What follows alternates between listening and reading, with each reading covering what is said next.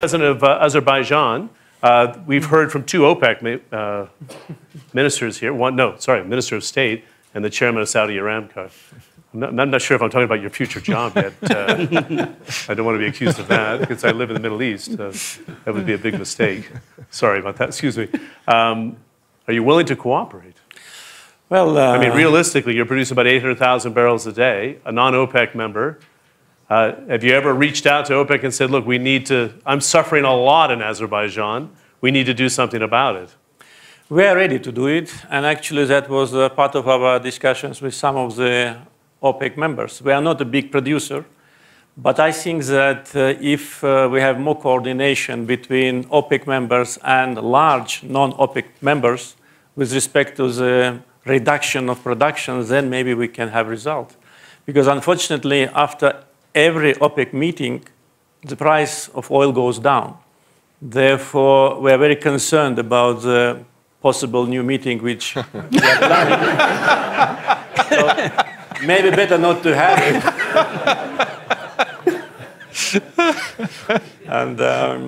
But that's how much confidence you have in OPEC these days. But this is and that's the rotating president who just left his job. That doesn't say too much. This is the real situation. Therefore, of course, I think, but the coordination between large non-OPEC and OPEC agreeing to reduce price and increase the level of mutual trust. Because if it doesn't happen, I think that OPEC itself would not make this decision. And without this decision, we'll have this situation and just wait when the oil price will reach its bottom. Every day we think this is a bottom, and then, we see a new price for oil. And frankly speaking, this is already a little bit exhausting, also from psychological point of view, not to mention, the country's need to balance the budget, to have funds for investment, and not only into oil and gas. And the difference between companies and countries is exactly this difference. We need to invest in social infrastructure. We need to invest in industrial infrastructure. And at the same time, to maintain the level of production, we need to invest in oil and gas. So this situation, of course, is not very pleasant. But at the same time, for Azerbaijan, it is a good time for reforms. And we started fundamental reforms of our financial sector, economic reforms, export-oriented non-oil economy production, and to forget about oil factor. As I said before, we were trying to prepare ourselves for this period maybe in 15, 20, 25 years from now, but now we have to do it now, and I think that we'll cope with the situation. Again, economic situation in Azerbaijan is stable.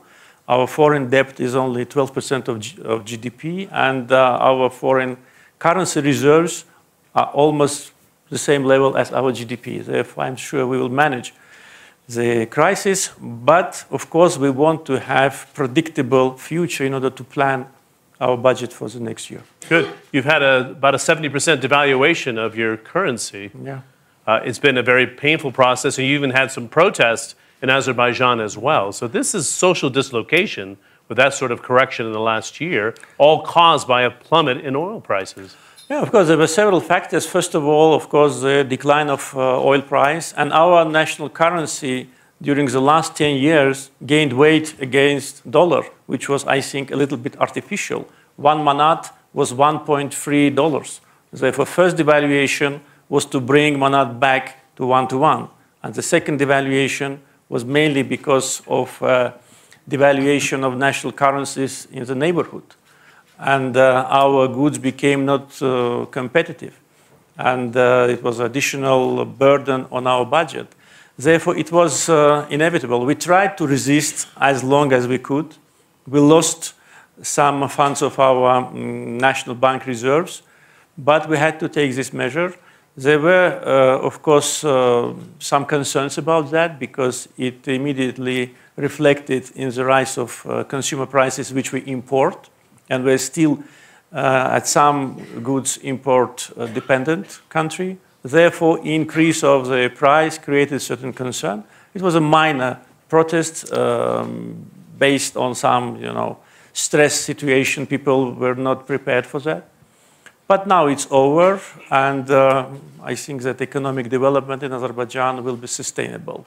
we had the fastest growing economy in the world, I think one of the fastest, 300% growth in the last 10 years. So it was too much, I think. And now it's a time that the cycles go down, and with the current situation, with the currency reserves, I think we'll manage the situation. Good.